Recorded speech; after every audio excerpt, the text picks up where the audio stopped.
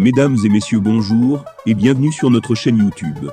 L'information en Afrique et dans le monde en continu. Ici, nous n'avons qu'un seul objectif, c'est de vous informer autant que possible sur l'actualité, la politique, l'économie et bien d'autres. Alors si vous êtes nouveau, abonnez-vous et activez aussi la cloche de notification pour ne rien manquer des informations à venir. Cela étant fait, on commence.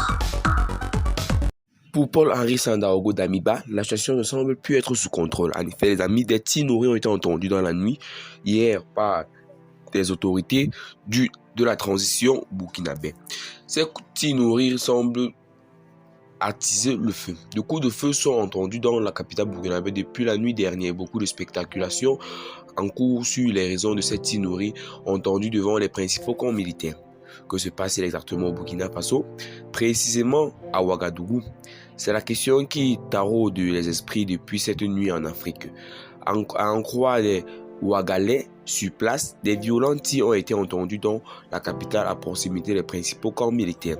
L'information la plus répandue est celle faisant état de tirs à l'arme lourde en provenance du camp général de Babassi de Ouagadougou. Des échanges de tirs violents ont eu lieu devant ce camp, notant plusieurs sources au Burkina et sur les réseaux sociaux. En ce matin du 30 septembre 2022, il est difficile de savoir qui sont les forces en présence et pourquoi s'affrontent-elles.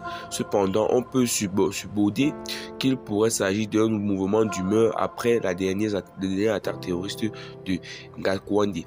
Ces échanges de tirs touche la zone de la télévision nationale qui était complètement bouclée aux dernières nouvelles. Le fait est que cette télévision a cessé d'émettre depuis accroissement des inquiétudes des Burkinabés et démultipliant les rumeurs. De toute évidence, il y a un malaise réel au sein de la population et au sein de l'armée burkinabé. Depuis janvier, date de la prise du pouvoir de Damiba, la situation sécuritaire n'a guère évolué. Malgré ses multiples professions de foi, le colonel Damiba n'arrive pas à endiguer la vague terroriste.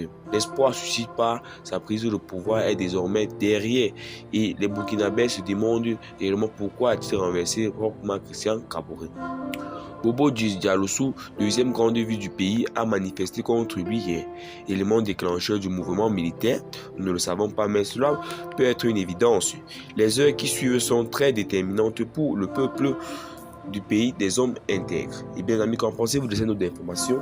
Partagez la vidéo avec vos amis si vous l'avez trouvée notamment intéressante.